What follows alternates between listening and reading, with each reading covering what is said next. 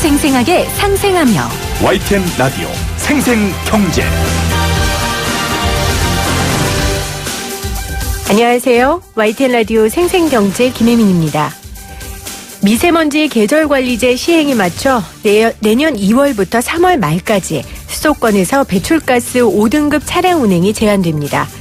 5등급 차량이라도 관할 지자체에 적용해 조치를 신청하면 운행 제한 대상에서 제외되고요. 영업용 차량, 매연 저감 장치, 미개발 차량도 단속 대상에서 빠집니다. 미세먼지를 막기 위한 조치인데 저는 이런 조치를 다른 데도 도입했으면 좋겠다는 생각이 들었어요. 약자들을 괴롭히는 사람들, 각종 강력범죄 저지르는 사람들, 무엇보다 아무 생각 없이 악플 다는 사람들, 이런 사람들 우리 사회에 출입 제한할 수 있는 그런 제도는 없을까요? 2019년 11월 27일 YTN 라디오 생생경제 지금 시작합니다.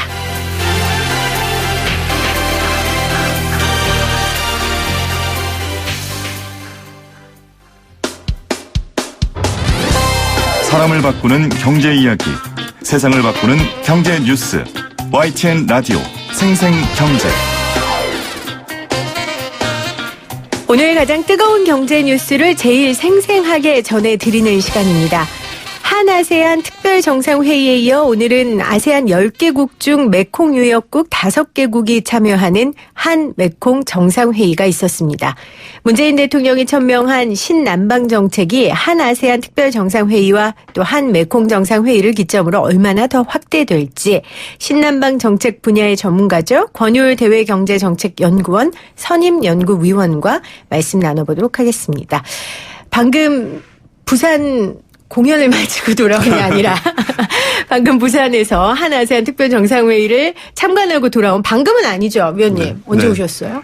저는 월요일 날 참석을 했었고요. 네. 그다음에 이제 화요일 날 한아세안 특별정상회의가 개최됐고 오늘이 이제 한메콩 정상회의가 돼서 이제 공식 일정은 거의 이제 마무리된 상태입니다. 네. 그래서 위원님은 언제 계셨어요? 25일 날. 아, 그렇군요. 네. 인사 먼저 해주시죠. 네. 대외경제정책연구원 권율입니다.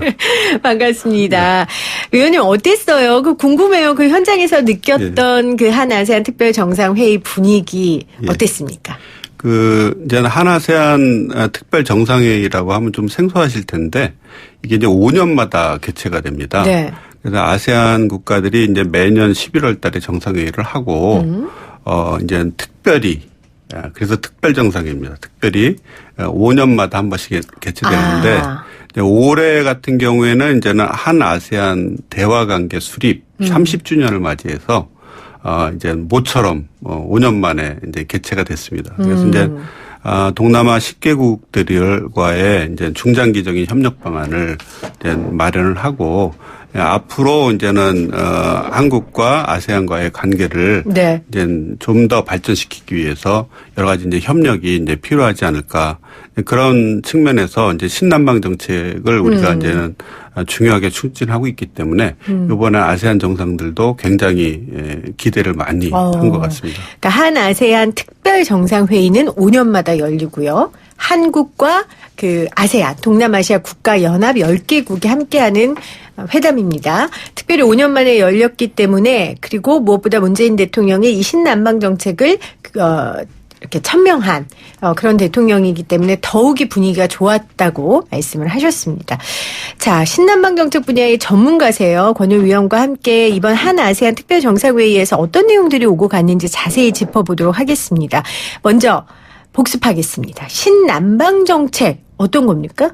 이제 신남방 정책은 문재인 대통령이 이제 2017년 네. 11월 달에 이제 그 인도네시아를 방문을 해서 한 인도네시아 비즈니스 포럼에서 이제 밝힌 구상입니다. 그래서 이제 한 아세안 미래 공동체 구상이라고 하는데 그래서 이제 3P 전략이라고 하죠. 그래서 이제 사람, 번영, 그다음에 이제 평화. 사람, 번영, 평화. 예, 영문 이니셜을 통해서 3P 전략이라고 하고 네. 있고 이것은 이제 아세안 자체 내에서도 아세안 연계성 강화를 위한 3P 전략이 있어서 거기에 우리가 부응을 해서 신남방 정책과 아세안 경제 통합을 지원하기 위한 이제 다양한 협력 프로그램들을 이제 마련하겠다. 네. 그래서 이제 아세안 국가들이 이제는 그 10개국 구성이어서 뭐 작은 브루나이 같은 나라부터 뭐 미얀마는 1인당 GDP가 1,200불밖에 안 되고 또 싱가포르 같은 경우에는 한 5만 7천 불 정도로 해서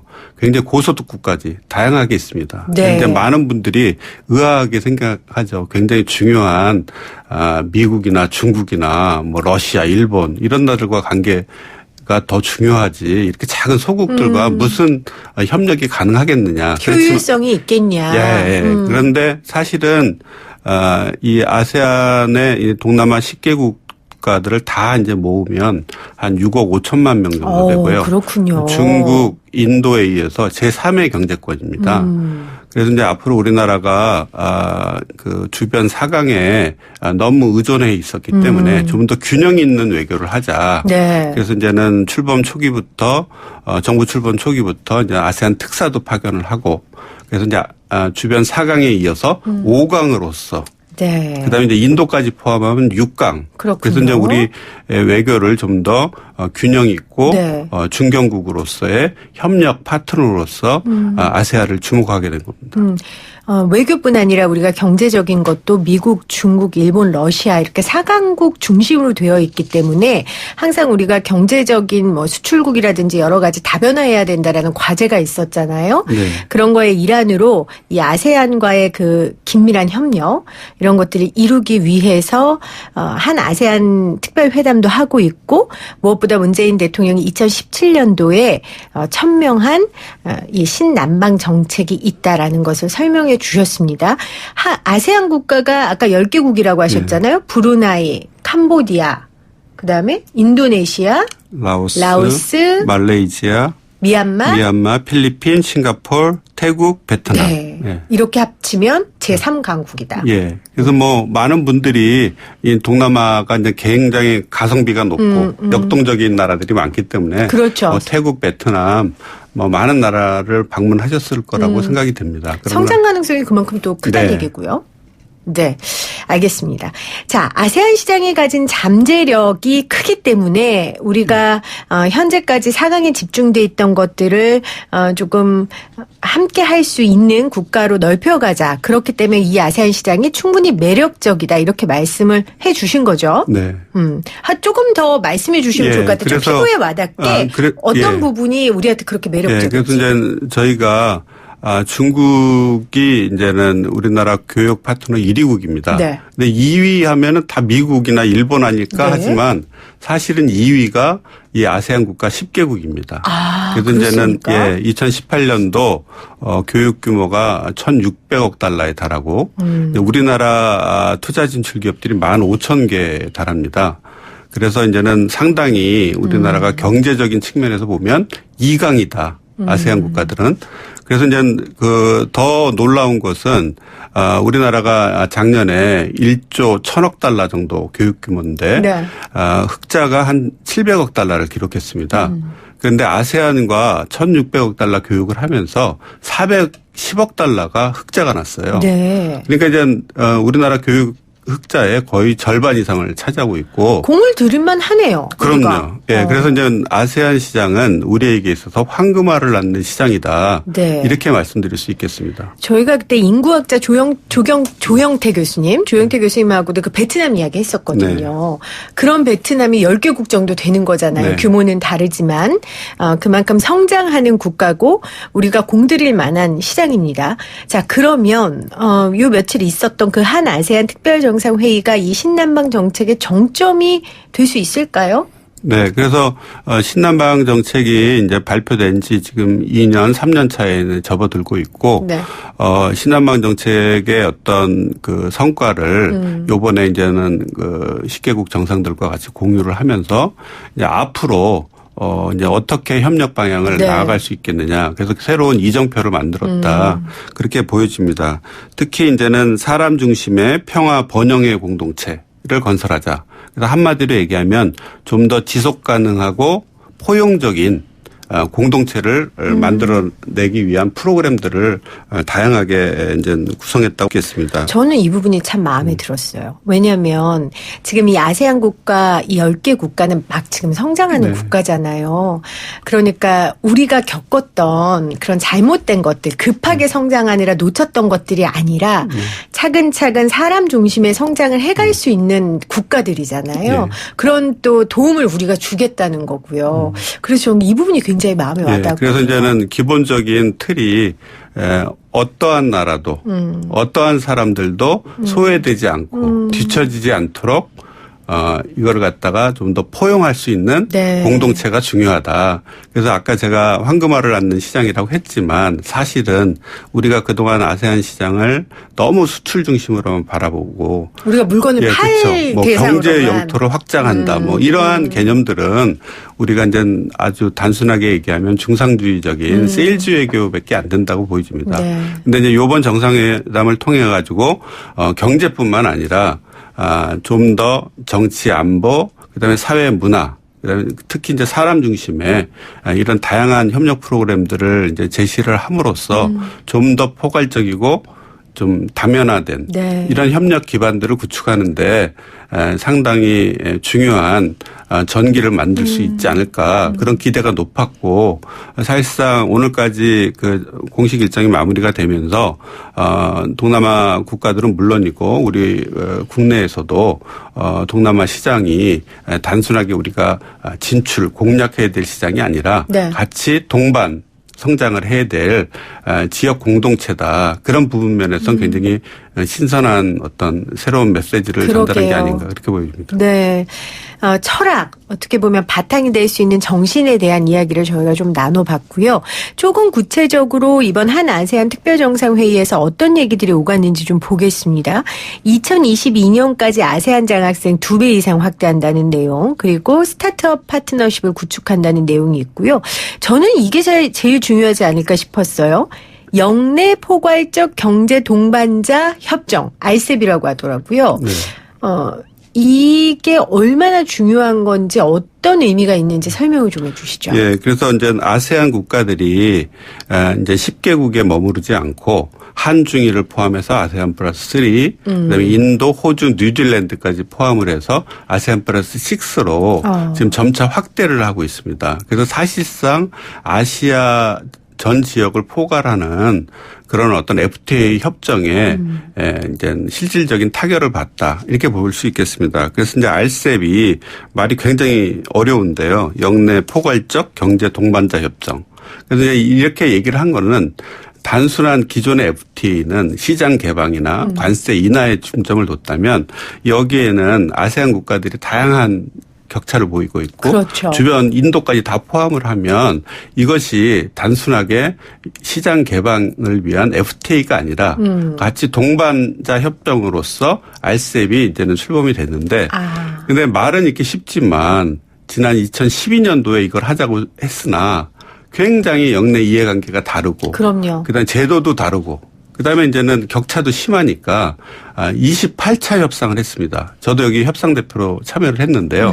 22차까지 참석을 했어요. 너무 힘들어서 이제 이건 안 되겠다. 네. 포기를 하셨었어요, 위원님께서? 네. 그래서 이제 사실상 이거는 뭐 그냥 서로 말잔치에 불과하다. 추상적인 유토피아다. 가능하지 않는. 가능하기 어렵다. 해서 저는 22차까지만 참석을 했는데 이게 이제는 트럼프 대통령 이후에 자국 중심주의, 미국이 계속 관세 폭탄을 하고 무역 전쟁을 일으키고 그렇기 때문에 이 아세안 국가들은 어느 나라도 자유롭지 않거든요. 뭉쳐야겠다고 생각하거든요. 그렇죠. 뭉쳐야 된다. 그게 이제는 오히려 전화위복이 돼서 서둘러서 28차 협상 올해까지 이제 마무리를 하면서 협정문에는 거의 다 타결을 했습니다. 근데 인도가 빠졌죠. 그렇죠. 그런데 이제 인도가 이제 중국하고의 문제 때문에 그렇습니다. 중국이 지금 720억 달러가 인도한테 흑자거든요. 그러니까 이렇게 다양한 나라들이 하니까 이게 자기네들한테는 이로움이 없다.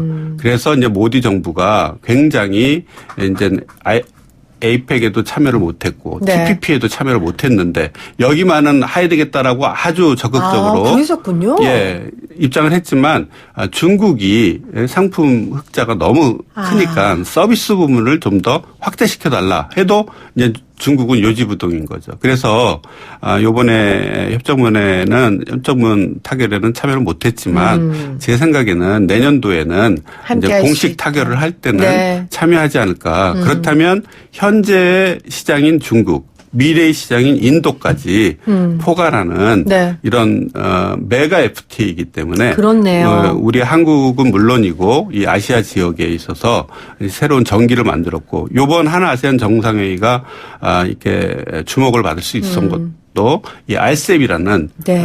기본적인 지역 공동체 출범의 어떤 그 신호탄을 보여주는 것이어서 국제적으로도 굉장히 큰 관심을 모으는 행사가 아니었나 그렇게 생각합니다. 그러니까 미국이나 유럽이나 이런 서방권이 아니라 아시아가 이렇게 좀 중심이 될 수 있는 세계의 중심이 될 수 있는 그런 내용인 것 같아요. 저도 그 RCEP 관련해서 인터뷰를 나눴었던 기억이 나는데요.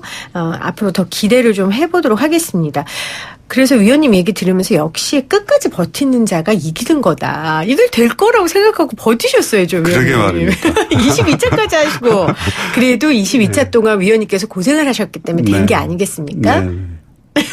그래서 제가 인도에서 이제는 협상을 할 때 인도가 굉장히 적극적이라는 게 굉장히 신선했어요. 그런데 이제 22차가 이제 인도네시아에서 하는데 중국하고 인도하고 너무 이 갈등이 심해서 이건 봉합되기 어렵겠다.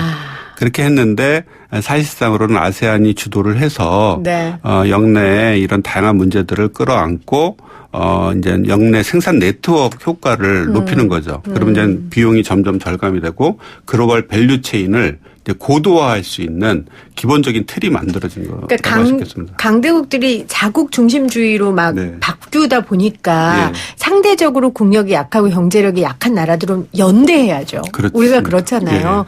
사람 사는 세상도 약자들이 연대하는 것처럼 그 연대하는 힘을 이길 수는 없거든요. 맞습니다. 그래서 이제 이 인구 규모로만 보더라도 거의 한 35억 명에 달하고 그러니까 뭐 지구 인구의 거의 절반 정도를 차지하고 전 세계 GDP의 한 30%를 차지합니다.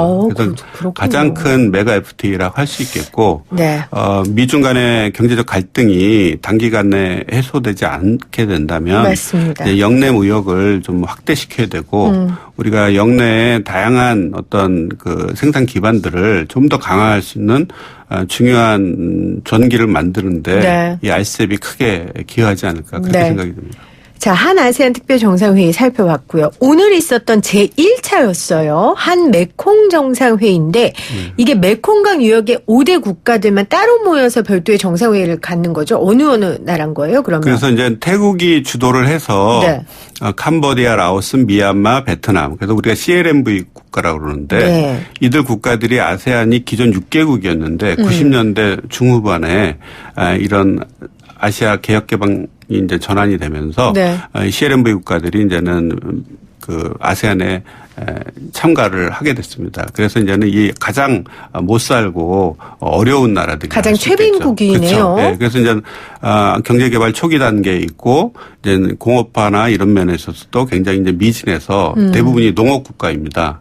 그래서 이제 태국이 이들 국가들의 실질적인 지원을 위해서 에크맥스라고 그래가지고 그 메콩강 지역 개발에 대한 여러 가지 이제 제안을 많이 내놨습니다. 그래서 이제는 일본하고 중국이 이미 한 메콩 정상회의 이전부터 지금 그 정상회의를 하고 있어서 우리나라도 이제 서둘러서 했는데 사실은 2011년도부터 우리는 한 메콩 외교장관 회담을 했거든요. 그런데 이제 요번 30주년을 맞이해서 한 메콩 정상회의로 격상을 했다. 이렇게 이제 볼 수 있겠습니다. 그렇네요.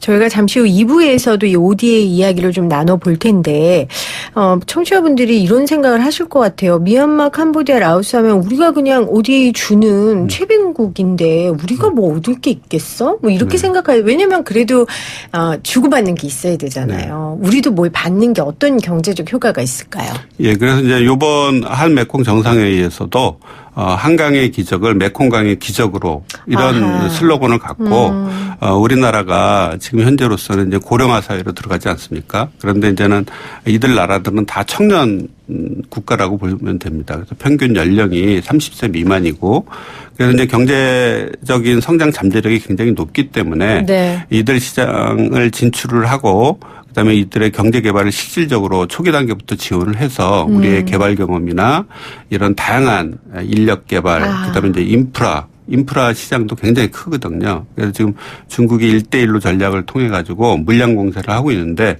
우리는 실질적으로 이들 지역에 필요한 여러 가지 기술 이전이나 경험들을 전수를 하면 이제 이 시장이 이제 점점 커진다는 것이죠. 그렇네요. 그래서 이제는 국제적인 추세에서 통상 환경이 굉장히 어려워지고 우리가 이런 다양한 협력 기반들을 좀 더 확대를 시켜 나가야지만 우리나라의 어떤 미래 성장 동력 차원에서도 굉장히 중요하다. 그렇게 이제 볼 수 있겠습니다. 네. 제가 아는 기업도요. 우리 경제 막 개발할 때 7, 80년대 썼던 기계들을 지금 고쳐서 아니면 그 기술들을 이런 국가에 가서 네. 알려주고 하는 일을 하고 네. 계시거든요. 네. 아마 우리가 여러 가지 인적 자원이나 그런 조언들을 해줄 수 있는 사업들이 많이 펼쳐질 것 같아요. 맞습니다. 그래서 이제 베트남이 지금 최저임금이 180불이고요. 미얀마가 최저임금이 90불입니다. 그러니까 이제 굉장히 싸죠. 그래서 이제는 우리나라 한계 기업들, 노동 집약적인 사업들이 대부분 베트남, 미얀마로 진출을 하고 있고 우리나라 중소기업들도 부품 소재 산업을 투자를 해서 이제 너무 우리가 막대한 무역 흑자를 내고 있기 때문에 현지에 이제 민간 부분을 육성을 하고 우리나라 중소기업 진출에도 굉장히 유리한 환경을 만들 수가 있는 거죠. 중소기업도 그렇고 지금 대기업 중에서는 현대자동차가 인도네시아에 완성차 공장을 짓는다라는 기사가 저는 좀 눈에 들었어요. 정의선의 신남방 정책 이렇게 나오더라고요. 네.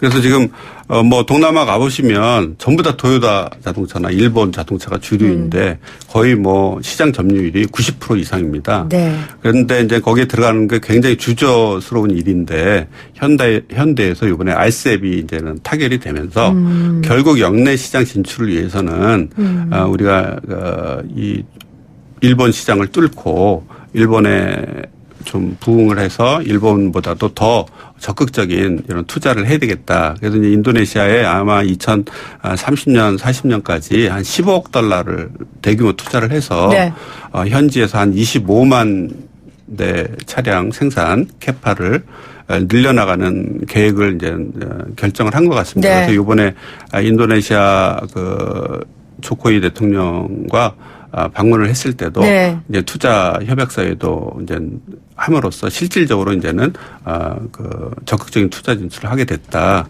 그래서 이제 현대가 인도네시아에 투자를 하고 있고 삼성도 이제는 한 20억 달러 규모 이상으로 지금 베트남에 핸드폰이나 스마트폰 공장 설립을 했고 LG도 뭐 이제 전기 전자 이런 다양한 대기업들도 이제 굉장히 적극적인 투자 진출을 하고 있다. 이렇게 이제 보여집니다. 네. 정말 상생했으면 좋겠습니다. 우리 지금 이야기했던 여러 가지 것들이 아세안 국가도 살리고 그리고 지금 꽉 막혀 있는 한국 경제도 좀 뚫어줄 수 있는 그런 상생할 수 있는 기점이 됐으면 좋겠습니다. 네, 그래서 이제 포용적인 파트너십이 제일 중요합니다. 네, 신남방 정책 분야의 전문가인 권유혜 대외경제정책연구원 선임연구위원과 함께 이야기 나눴습니다. 생생하게 상생하며 생생경제는 포스코와 함께합니다. 저는 2부에 다시 올게요. 위원님 고맙습니다. 네, 감사합니다.